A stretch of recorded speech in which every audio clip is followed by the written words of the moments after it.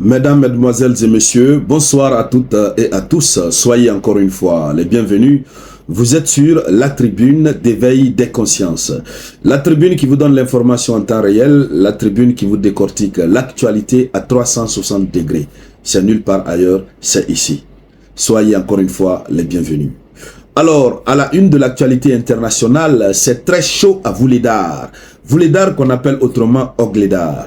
Il vous souviendra, pour tous ceux qui me suivent ici depuis longtemps, il y a de cela quelques jours où nous avons animé une vidéoconférence ici, portant sur la situation très critique à Wuhledar.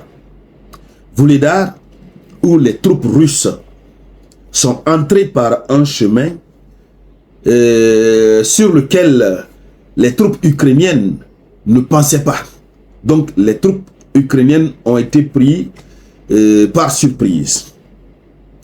Comme si tout cela ne suffisait pas, les bombardements réguliers de la ville stratégique de Wuhledar, une ville forteresse, il faut le dire, puisque parmi les villes ukrainiennes, c'est l'une des villes qui a beaucoup résisté longtemps. Alors, à Ogledar, qu'on appelle autrement Wuhledar, quand ils sont rentrés, ils ont commencé à aller petit à petit. Ils ont poussé les soldats ukrainiens à aller se retrancher vers une 10e partie de la ville. Eux, ils se sentaient à l'aise à ce niveau. Et puis, ils avaient leurs canaux de ravitaillement. Mais, au fur et à mesure, les Russes les ont surpris. Ils ont encerclés. Et à l'instant où nous sommes en train de parler, ils sont définitivement encerclés. Et ce sont les Britanniques qui lancent l'alerte, qui tirent sur la sonnette d'alarme. Oui. C'est un média britannique qui lance la sonnette d'alarme, qui lance l'alerte et qui alerte le monde, et notamment les alliés de l'Ukraine, pour dire que ce que la Russie est en train de faire n'est pas une bonne chose, puisque la Russie a piégé une centaine, c'est-à-dire des centaines, j'allais dire, de soldats ukrainiens à Wuhledar. Ils sont piégés. Oui, eux-mêmes, ces soldats, ils ont recueilli leurs propos. Ce que ces soldats disent, c'est simplement un désespoir total. Et si rien n'est fait, malheureusement rien ne pourra y être fait, ils seront tous envoyés au repos éternel ou transformés en prisonniers de guerre. Mais allons-y dans les profondeurs. Mais avant de continuer, chères dames, chers messieurs, acceptez de partager la vidéoconférence au maximum. Partagez-la dans tous les groupes possibles, que ce soit WhatsApp, Telegram, Facebook, Messenger. Partagez la vidéoconférence partout. N'oubliez pas de cliquer pour vous abonner. Si vous me suivez sur Facebook, cliquez sur la vidéo. Vous allez voir ici suivre. Vous abonner. Si vous me suivez sur YouTube, s'abonner c'est juste là en bas. Voilà. Et si vous êtes déjà abonné, activez la cloche de notification. Cela vous permet de ne plus rater nos vidéoconférences, de ne plus rater les actualités les plus chaudes et brûlantes du moment. Allons-y donc, deep dans les profondeurs, chères dames, chers messieurs. La Russie ne plaisante plus. Alors, selon le média britannique qu'on appelle des télégraphes, des centaines de soldats ukrainiens se trouvent actuellement encerclés par les forces russes qui ont réussi à couper les voies d'évacuation. Il n'y a plus de voies d'évacuation. Ils ont réussi à couper.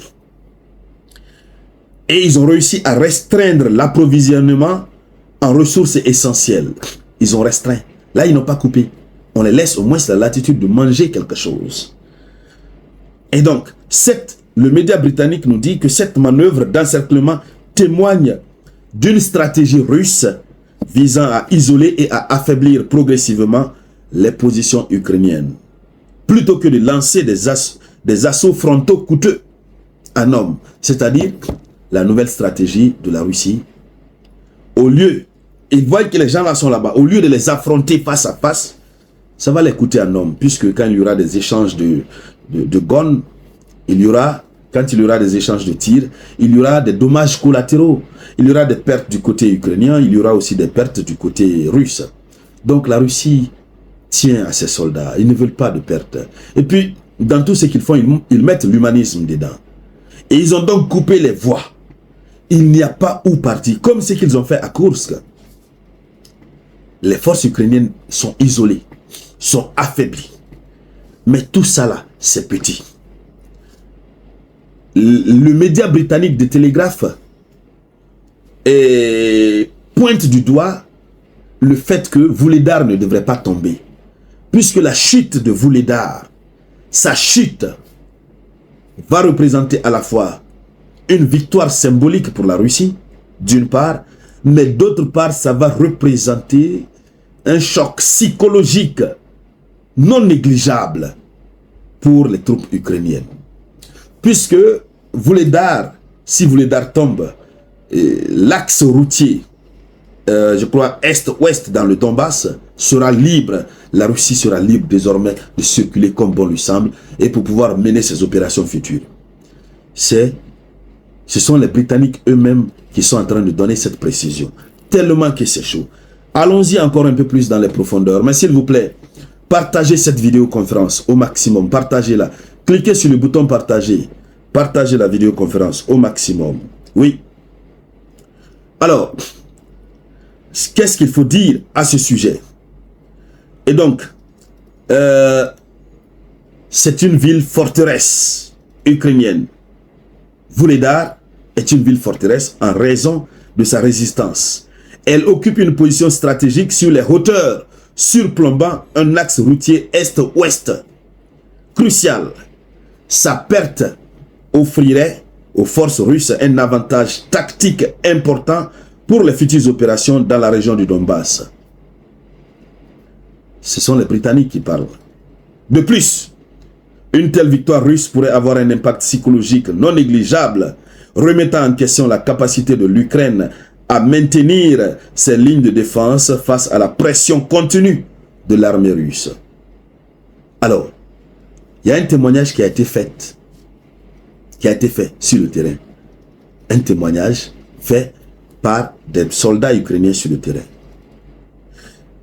Le média britannique nous dit les témoignages recueillis auprès de soldats ukrainiens sur place dépeignent une situation alarmante.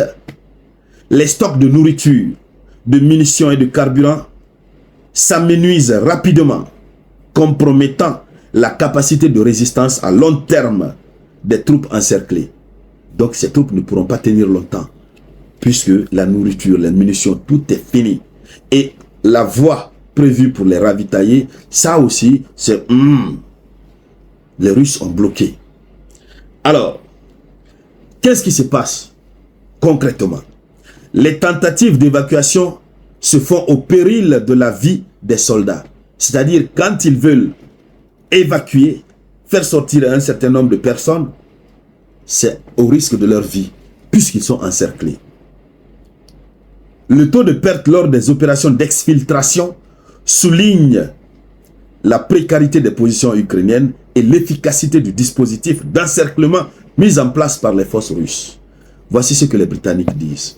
C'est-à-dire quand ils tentent d'exfiltrer, de faire sortir certains de Vuhledar, le taux de perte, c'est pas croyable.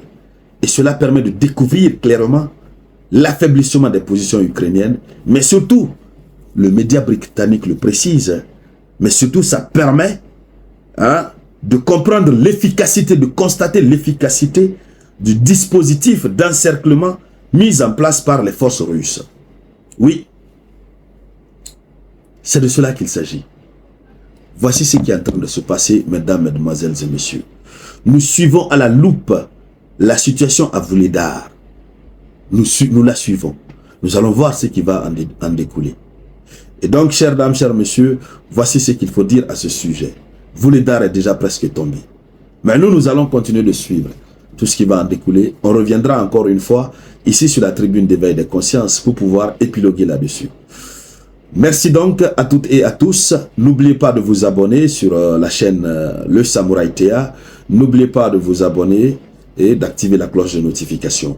Je vous reviens tout à l'heure avec de nouvelles actualités. C'était la voix de votre unique samouraï.